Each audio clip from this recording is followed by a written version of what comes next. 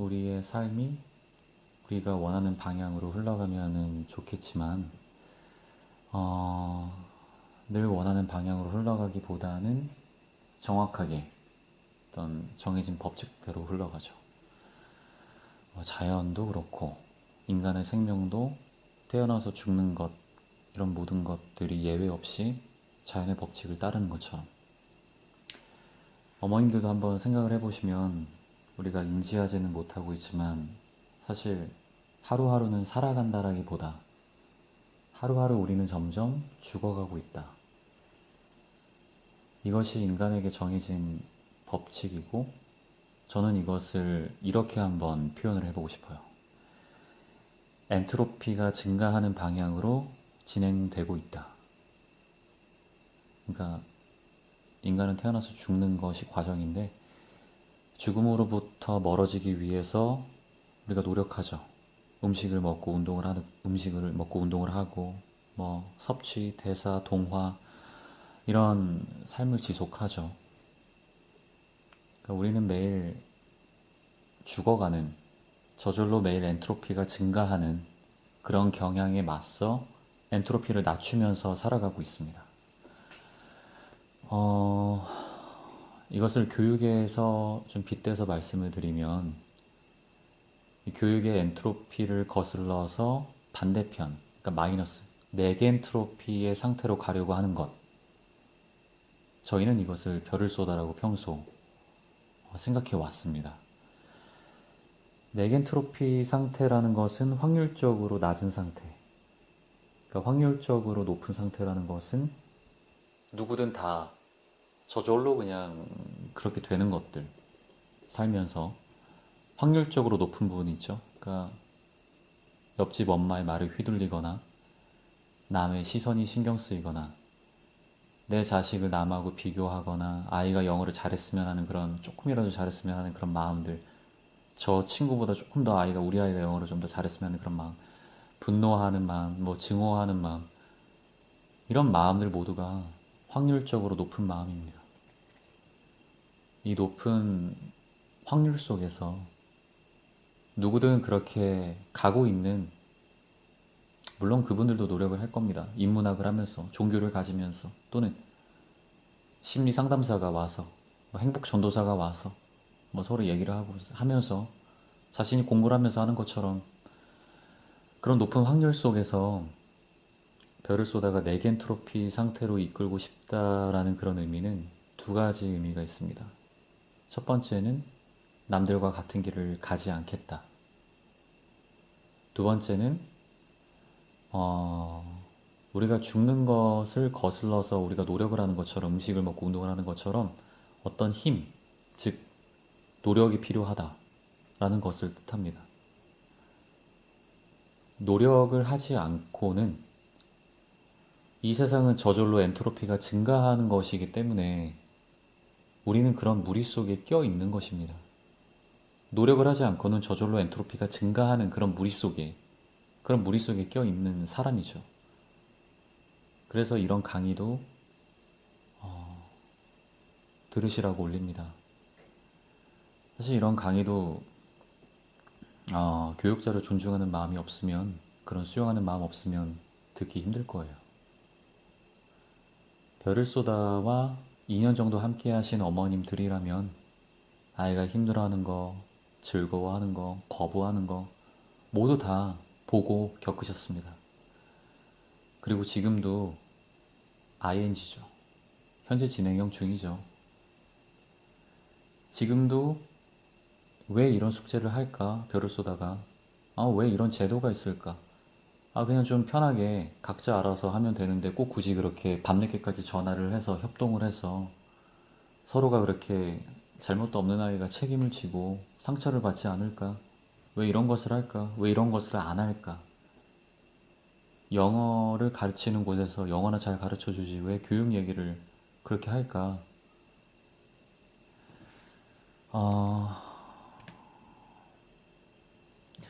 또 다른 무슨 이유가 있든지 간에 별을 쏘다가 선택하는 모든 것의 중심은 아이로부터 출발합니다. 이 강의 또한 아이를 위해서 합니다. 어머님들께 강의를 하지만 원래 본 목적은 아이를 위해서 하는 거죠. 아, 심리적으로 그러니까 불안정한 상태에 놓여 있는 그런 아이들은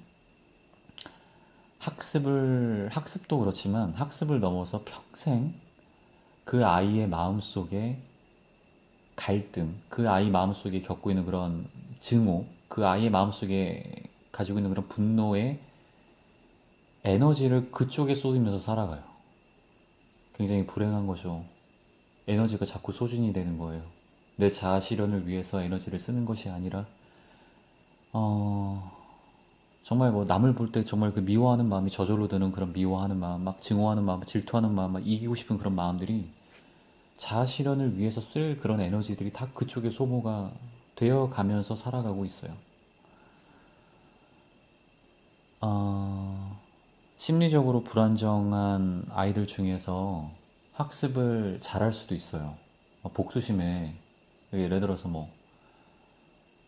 우리 엄마가 죽었어요. 근데 내가 우리 엄마의 그 죽는 걸 꼭 복수하기 위해서 경찰이 되고 싶었어. 이런 것처럼, 어, 얼핏 보기에는 학습을 잘했고, 또 공부를 잘했고, 그 아이가 사회적으로는 성공을 한 것 같지만, 정말 잘 보세요. 그 사람은 행복하지 않을 거예요. 늘 마음속에 불안과 증오와 이런 분노심이 있는 거, 이런 마음을 간직하고 있는 상태는 아무리 그 사람이 뭘 했다 한들 행복할 수가 없습니다.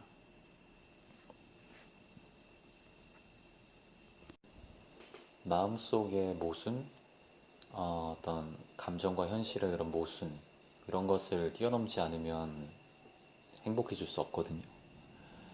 그러니까 의식과 무의식 속에서 괴리가 발생한다면 행복해질 수가 없는 거예요.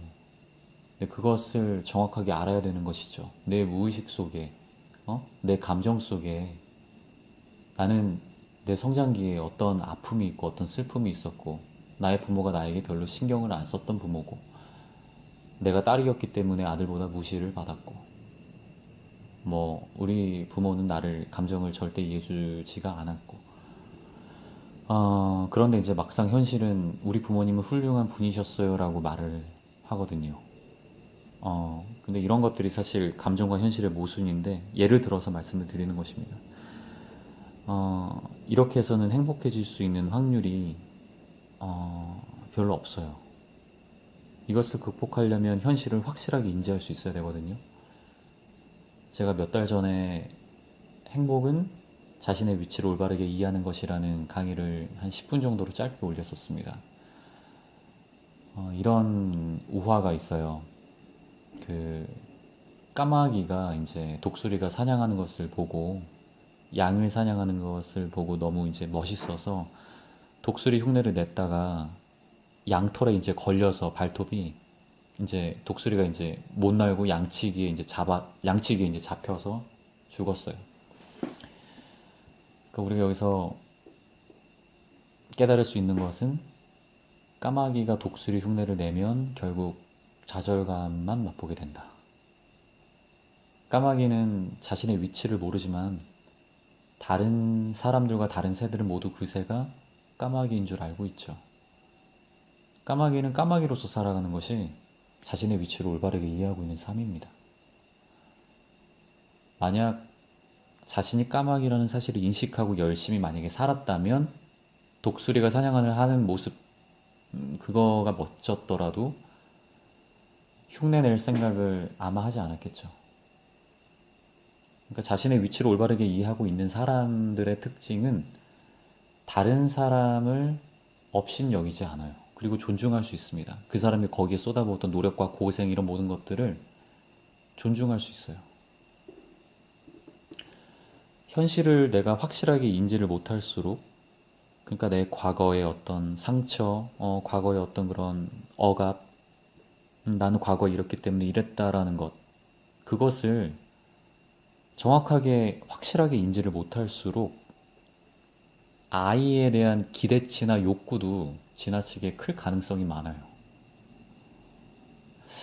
그러니까 부부와 사이가 안 좋은 부모, 그다음에 어떤 신경질적 자존심이 굉장히 높은 부모가 아이에 대한 아이로서, 그러니까 아이에게 모든 것을 내가 못 이뤘던 모든 것을 아이가 바라기를 원하거든요. 그리고 내 아이를 정말 어떻게 이렇게 정말 잘해보기 위해서 막 키운단 말이죠. 근데 사실 그 이면에는 불안정한 심리가 숨어 있어요. 사실 그 이면에 이제 그런 사람들이 일을 한다면 업무의 양, 뭐 업무의 질 이런 것도 계속해서 줄이지도 않고 떨어뜨리려고 하지도 않고 무조건 그것을 해내려고 합니다. 얼핏 보면 열정이 있어 보이고 대단해 보이지만 사실 이것은 자신감이 없다는 표현입니다.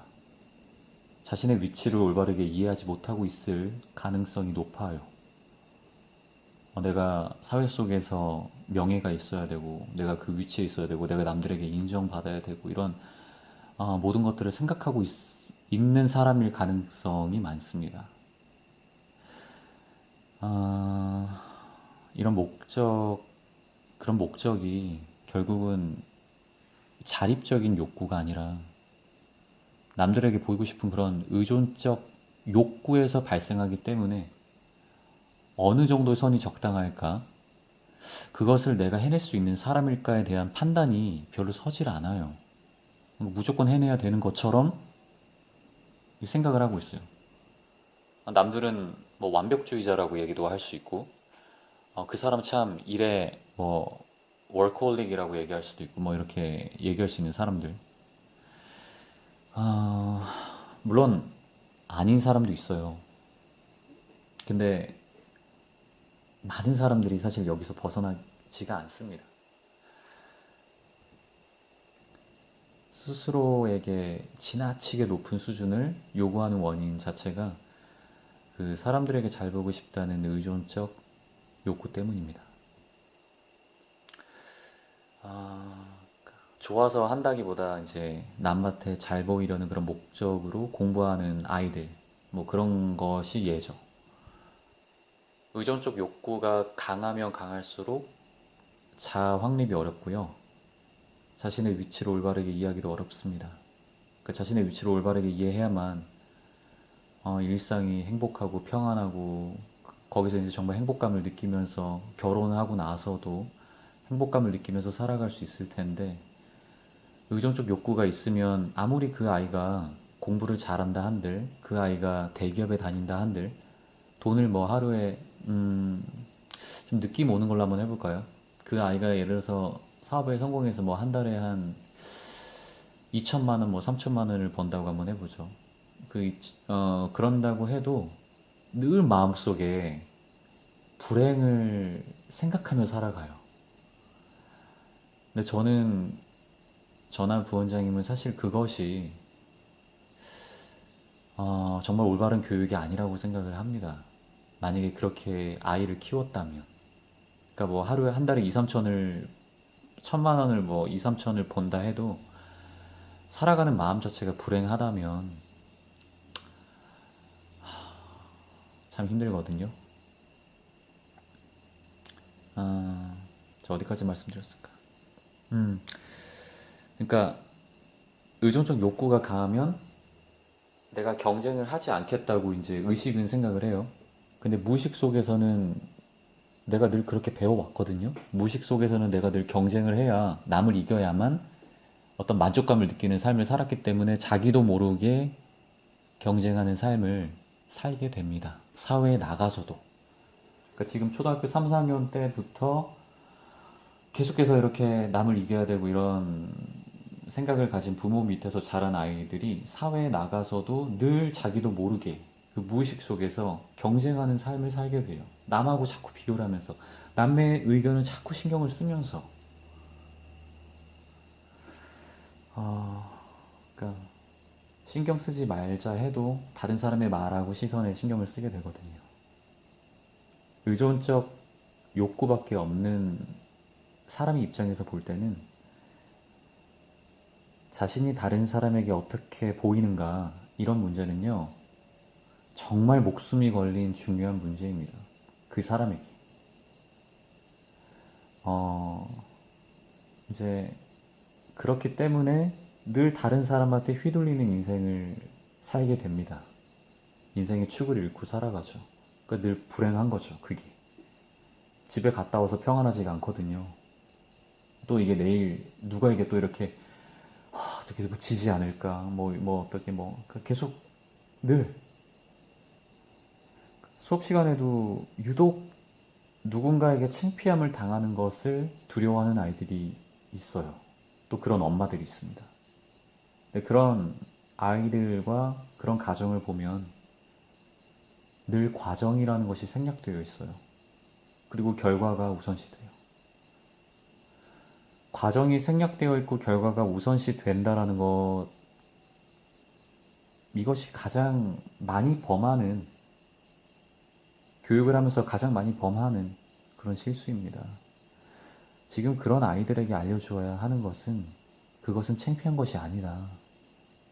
그리고 상처받을 일이 아니다. 창피한 것도 아니고 상처받을 일이 아니야, 그것은.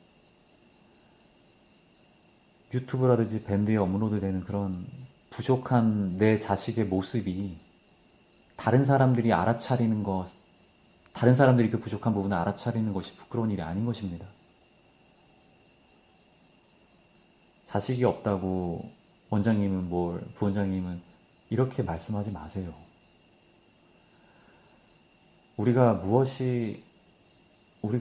정말 잘 생각해 봐야 하는 문제인 것입니다. 이것이 자식이 없다, 있다 해서 판단할 문제가 아니에요.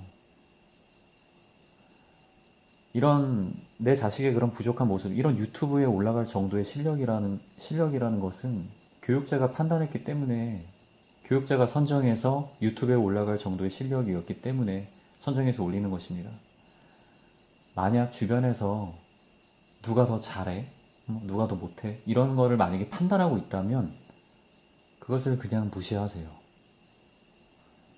그것은 열등감이 있는 사람들이 수군거리는 것입니다. 근데 거기에 휘말릴 필요가 없죠. 그들도 불쌍한 것이죠.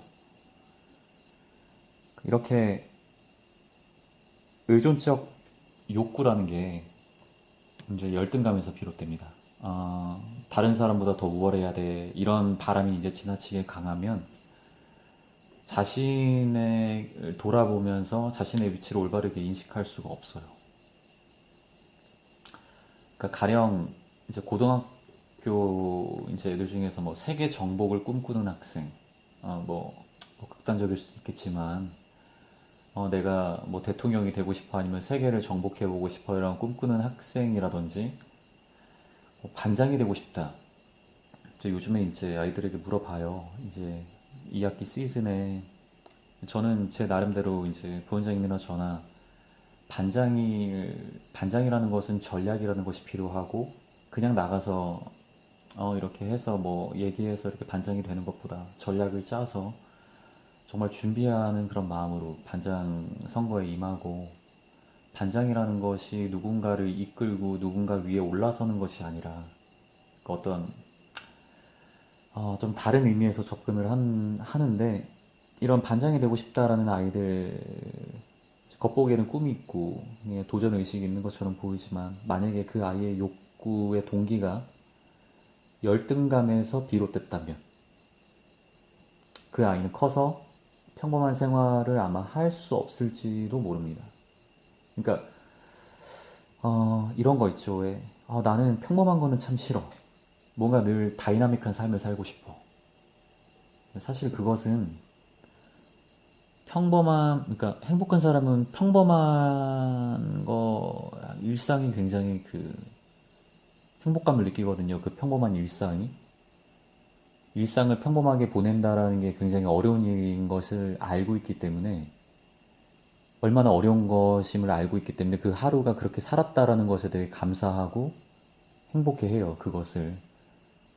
근데 이렇게 마음속에 증오가 있거나 이런 무의식 속에 이렇게 박혀 있는 사람은 평범한 생활 속에서 충족감, 만족감도 느낄 수 없고, 자기는 평범하지 않는 생활을 하고 싶어라고 하지만 막상 그 생활을 해도 그렇게 충족감이라든지 만족감을 느낄 수가 없습니다. 무의식 속에서 복수심이 존재하는 한, 그러니까 반장이라는 것도 무의식 속에서 내가 복수심에 있어서 만약에 반장을 한다면, 그러니까 물론 어려서 잘 모르죠. 그 아이가. 그리고 우리는 늘 경험은 한번 해보는 거야 라고 말을 하지만, 저는 그렇게 아이들에게 얘기를 안 합니다. 반장이라는 것은 희생이라고 이야기를 해요.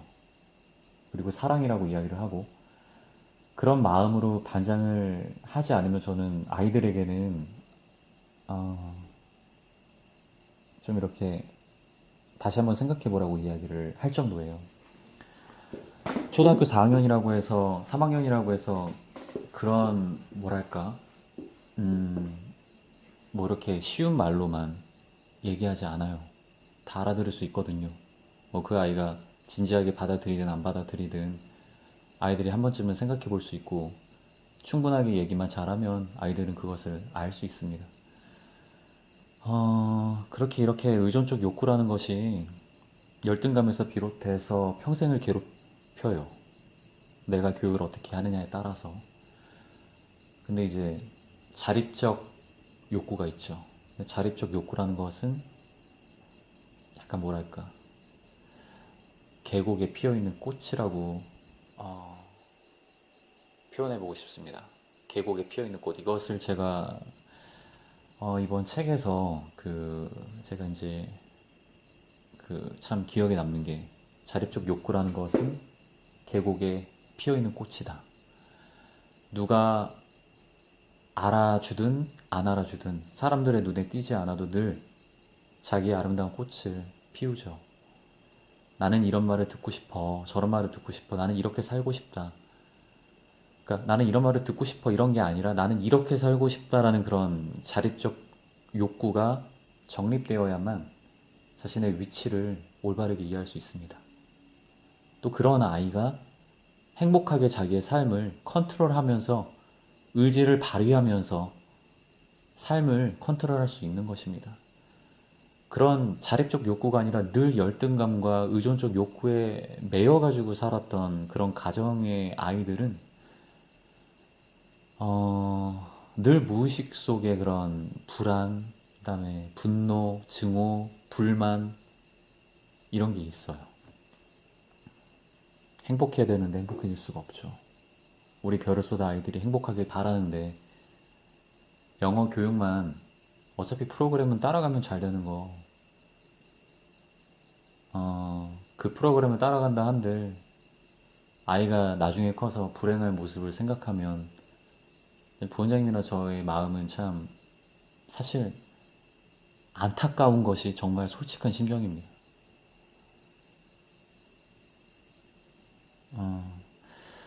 자신의 위치를 이해하지 못한다면 비관주의에 빠지기 쉽다. 같은 경험을 해도 어떤 누구는 만족하고 감사하고 이제 하는데, 그 사람은 행복하게 살고 있는데 나는 왜 이렇게 힘들게 살아야 돼? 하면서 세상을 원망해요. 자기가 이제 갖고 있지 않는 그런 것도 이제 막 그런 대상에 이제 막 온 신경이 이제 집중되죠. 그러니까 자신의 약점, 이제 그런 쪽으로 모든 게 이제 신경이 집중됩니다. 자신의 바람을, 그러니까 자신의 어떤 바람 있죠, 바람.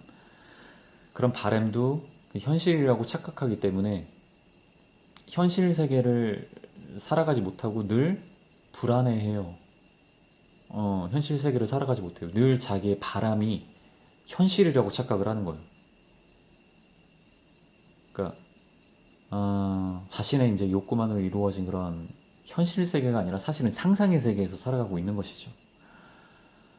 뭐 새가 날아가는 새를 보면서 저 새는 참 자유로울 것 같아, 자유로울 것이라고 생각을 하고 있지만, 사실 그 새는 먹이를 찾기 위해서, 살기 위해서 날개를 펼치고 있다는 것은 모르는 것입니다. 그 새가 자유로울 것이라고 생각하기에, 그러니까 자기의 어떤 바람이 그 현실에 투영된 거거든요. 그것을 외재화라고 얘기를 해요. 자기 심리가 외재화된 거죠. 새가 자유로울 곳이라고 생각하니까 잘못된 길로 들어서는 것입니다. 판단력이 그렇게 그렇게 되는 거예요. 거북이가 육지에서 이제 토끼랑 경주를 한다면 행복해질 수 없는 것처럼 그런 것입니다. 이 정도만 제 말씀을 드리고 끝내려고 하는데, 사실 우리에게 필요한 것은 우리의 아이의 현실을 내가 정확하게 바라볼 수 있는 것, 그리고 이 아이가 왜 이것을 못하고 왜 나의 안 좋은 점을 닮았을까, 이런 모든 것에 대해서 어머니 자신을 돌아볼 수 있는 것. 현실을 파악하지 않으면 늘 불행할 수밖에 없다라는 것을 오늘 기억하시고, 내 아이가 지금 의존적 욕구에서 어떤 행동을 하는 것인지, 자립적 욕구에서 행동을 하는 것인지,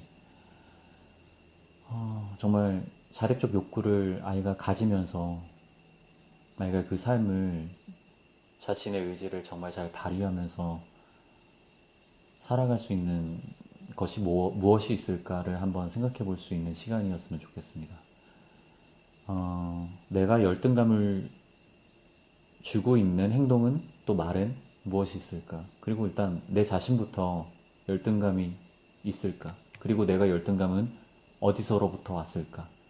나는 내 행동을 할 때 남의 눈치를 많이 본다. 아니면 정말 나의 어떤 자아 실현을 위해서 내가 행동을 한다. 그리고 내 무의식 속에 내가 불만과 불평이 많다면 사실 그것은 아주 내 어렸을 때부터 나도 모르게 형성된 무의식 속에 분노가 있다라는 거. 이런 모든 것들을 한번 저의 첫 번째 행복은 자신의 위치를 올바르게 인식하는 것. 그리고 이제 오늘 강의를 한번 들어보시고 한번 이렇게 생각해 볼 수 있는 시간이 되셨으면 좋겠습니다. 제가 이제 2, 3개월 정도 이제 집을 고치느라고 리모델링하고 이제 고칠 거를 수리하느라 너무 힘이 들어서 거의 뭐 이렇게 책을 못 읽었는데, 이제 오랜만에 이렇게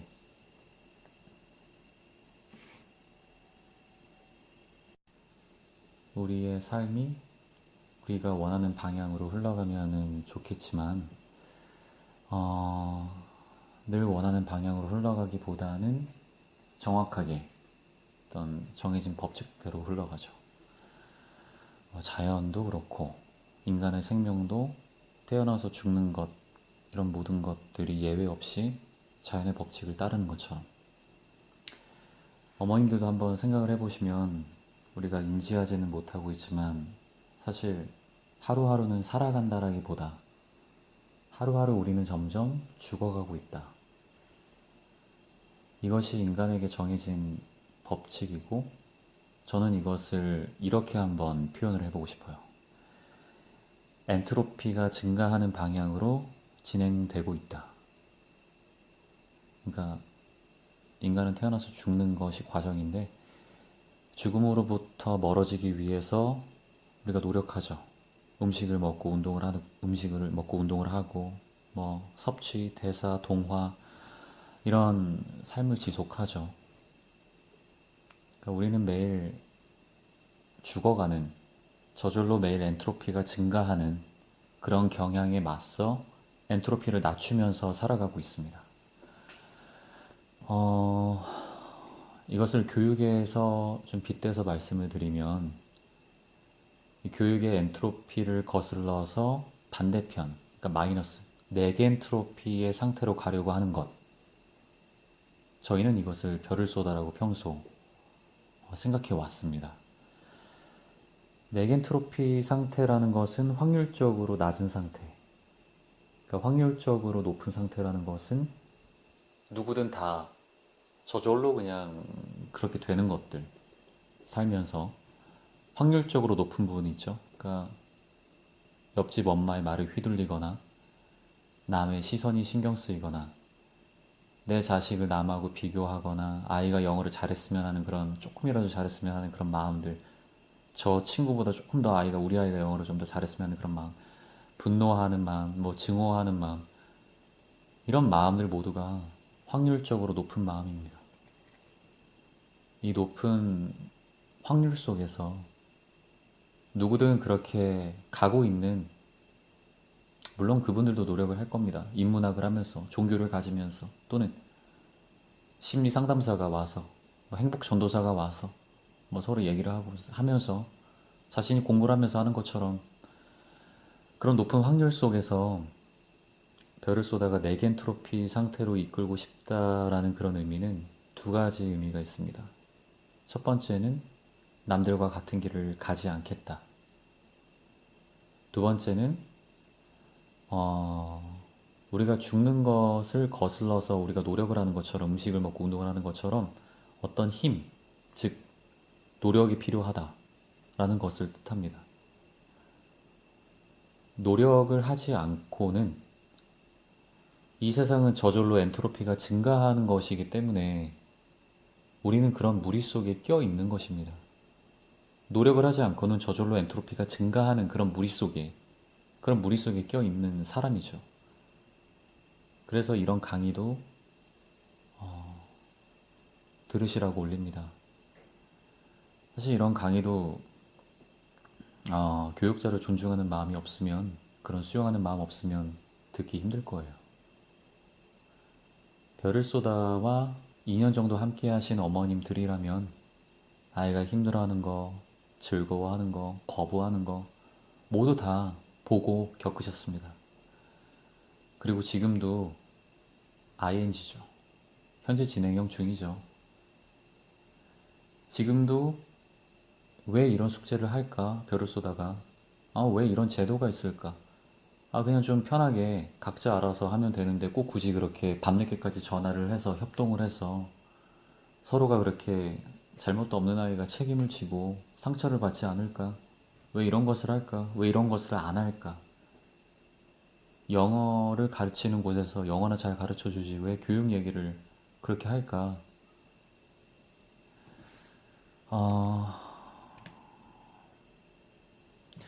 또 다른 뭐 무슨 이유가 있든지 간에 별을 쏘다가 선택하는 모든 것의 중심은 아이로부터 출발합니다. 이 강의 또한 아이를 위해서 합니다. 어머님들께 강의를 하지만 원래 본 목적은 아이를 위해서 하는 거죠.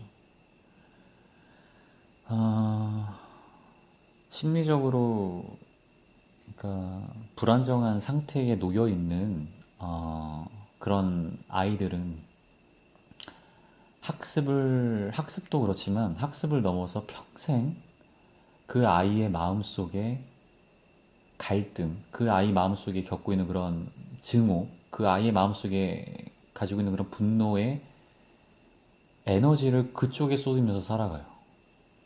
굉장히 불행한 거죠. 에너지가 자꾸 소진이 되는 거예요. 내 자아 실현을 위해서 에너지를 쓰는 것이 아니라,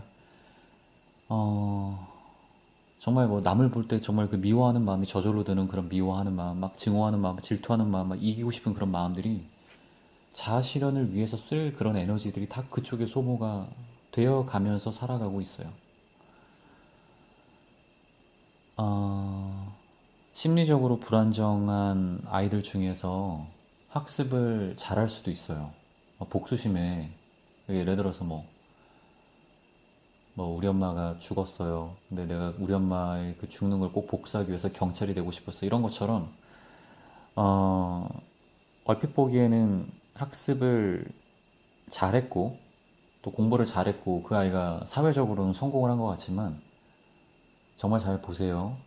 그 사람은 행복하지 않을 거예요. 늘 마음속에 불안과 증오와 이런 분노심이 있는 거, 이런 마음을 간직하고 있는 상태는 아무리 그 사람이 뭘 했다 한들 행복할 수가 없습니다.